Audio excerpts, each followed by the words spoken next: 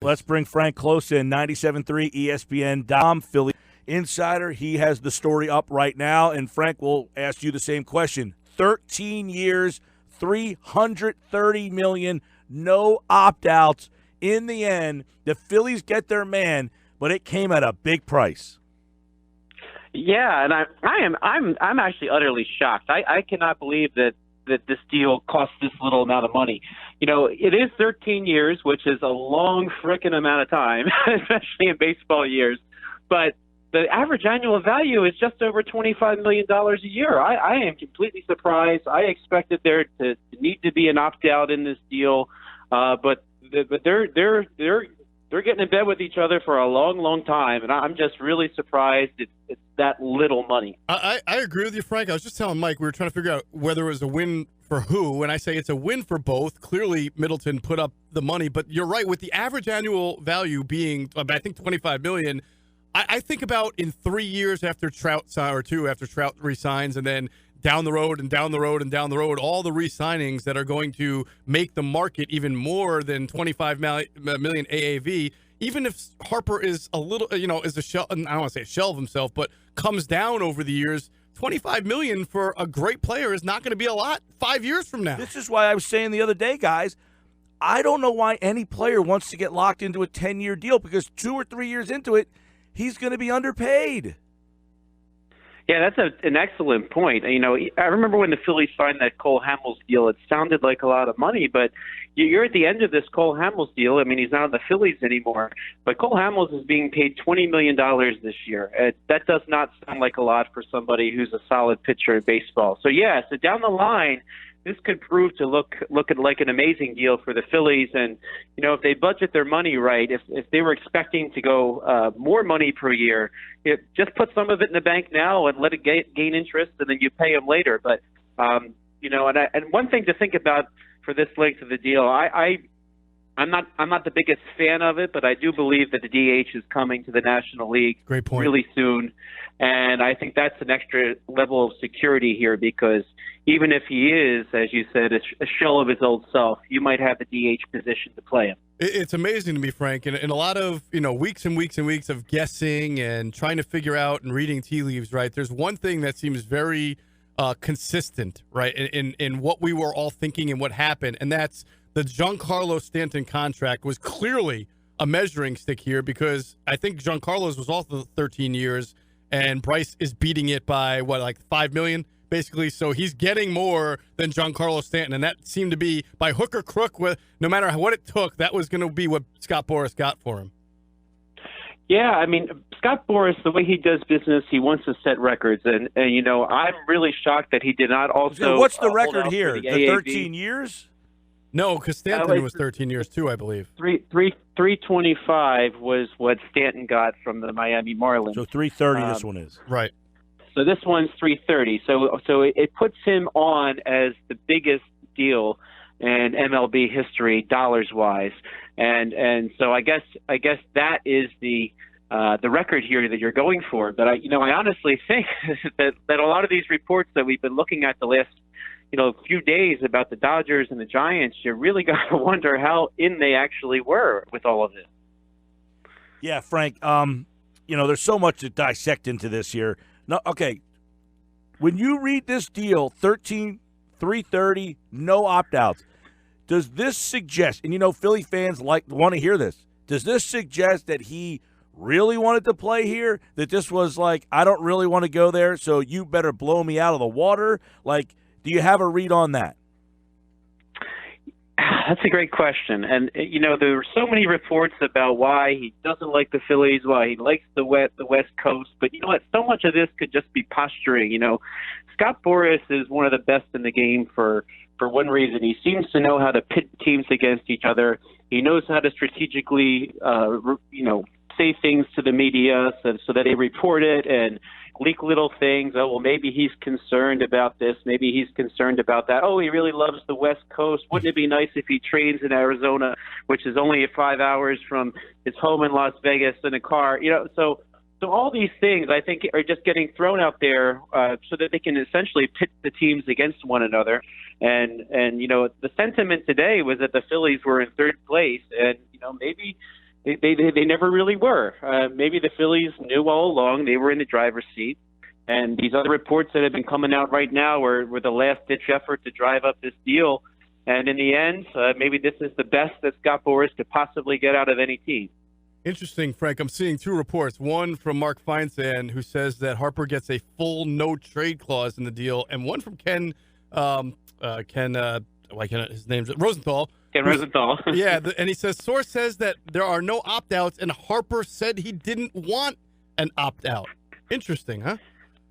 Well, maybe it's funny because, we know how Scott Boras works, and we know that certain contractual language like opt-outs are really appealing to some players because, you thought somebody like him, you get a year 3 opt-out, then, you put it in there, then by age 29, he could be a free agent again and make even more money. Well, you know what? Maybe he didn't like this process so much. I mean, Bryce Harper is a human being. Maybe he said, this was awful. I don't want to ever do this again. I just want to go be a Philly for the rest of my life. Yeah, that's interesting. So no opt-outs, essentially. He will be here. Now, he is 26 years old, which means at the end of this deal, you're going to be looking at an older Bryce Harper. However, at $25 million, 10 years down the road, you're probably going to look at that as a very averagely to low-paid superstar, right? Yeah, and you got to wonder what the luxury tax threshold will be in 10 years. You got to wonder what $1 is worth in 10 years. That's so far out that so much could happen, and it really does help the Phillies minimize their risk. I mean, if this, there was talk earlier of the Los Angeles Dodgers maybe actually were going 5 years at $40 million a year, if they did that, I mean, that would be certainly less money, but it's down the line. There's something in the business world. The time value of money. Money is worth less now than it will be worth later, and this is a deal in present day dollars, and the value of the dollar is going to change. And when you get to the end of this, it might be the equivalent of $15 million today, for all we know, and probably something a team like the Phillies in a major market can easily absorb if it does go bad at the end. Yeah, and keep in mind, you brought up the point about the DH. You figure at 35 years old, he can maybe be the DH, or 34, 35. As he's getting a little older, you morph him into that role for $25 million. Yeah, Albert Pujols today, a shell of his old self, but at least in Los Angeles, the Angels can make Albert Pujols a part of the platoon where they're getting something out of him, and he's, he might be tying up their payroll because they have other obligations, but when you look at the value, Bryce Harper will essentially be making what Pujols is right now, way at the end of this contract. So that's really not something that will probably bind the Phillies like we're seeing is happening to the Angels with Pujols. Right. It's crazy. It feels like the Phillies are getting both the St. Louis and the L.A. version of Albert Pujols with this deal. Let me ask you, Frank, about the outfield now, because obviously 2 out of 3 spots are taken. Harper's probably going to play right. McCutchen, I imagine, will play left. So now you've got Nick Williams. You've got Roman Quinn. Of course, you have Odubel Herrera. What do you see happening with these surplus of outfielders, and how do you think it'll shake out? Well, there's not a surplus at the moment because 2 of them are injured. Roman Quinn and Odubel Herrera are both hurt. So I think they need to see who's healthy. Obviously the 2 of them are the best candidates to play center field. I still think there's a chance they can make a trade with somebody. Probably the odd man out here is Nick Williams, who at best will be a 4th outfielder because Nick Williams is not that great a center fielder. You can throw him out there in a pinch and it not be the end of the world, but you don't want your newly improved defense to have Nick Williams in center field. So I think that they might make a trade. One scenario is that Nick Williams could open the season at AAA if they don't like what they see from him this spring. He's the only one out of all those players that has a minor league option available.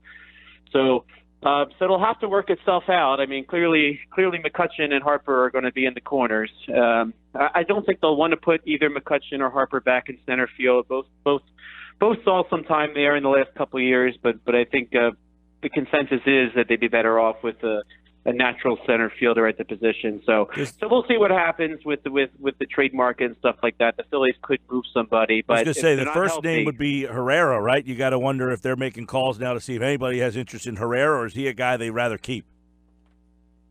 Well, he can play. He can play center. Say. Yeah, he can play center. I think Roman Quinn, if healthy, is a better center fielder. Me personally, if I'm the Phillies, I would like to see a more polished center fielder in between the two of them if possible. But you never know. I mean, it could be a matter of opportunity if another team wants one of those players, and they might have something that the Phillies could use. Maybe they're able to work out a deal. So, the Phillies still want a left-handed starter. They might still be open to adding a bullpen arm. We'll see. I mean, knowing that this average annual value is only $25 million, I mean, they might not have even spent what they thought they were going to spend on this deal. So we'll see what happens. I mean, maybe they can make a trade. It depends on how set a team is with their roster.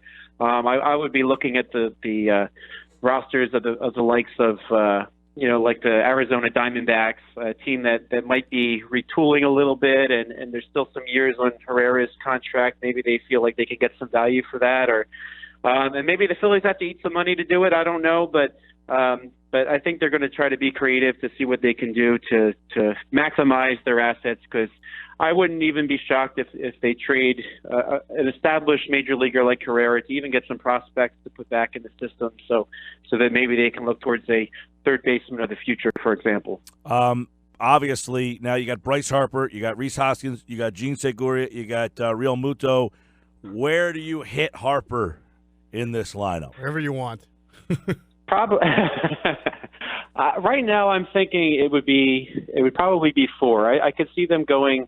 I can see them going like a Hoskins, Harper, Real Muto 3-4-5, with maybe Gene Segura batting second and Cesar Hernandez leading off. Now, if Cesar is hurt, maybe you could just push all them up a spot in the lineup and have McCutchen behind Real Muto. But I think you want to. I think you want to make it so that you've got that tough lefty in between two of your strong righties, and that's probably how they will set up the lineup with Hoskins and Real Muto on either side. Frank Klose, 97.3 ESPN.com. I know you posted the story. He's working on some stuff on that Phillies. 13 years, $330 million, and it is the largest North American contract for a professional athlete in totality, $330 million, 13 years. We'll have more on the show. Thanks, Frank. Thanks, guys.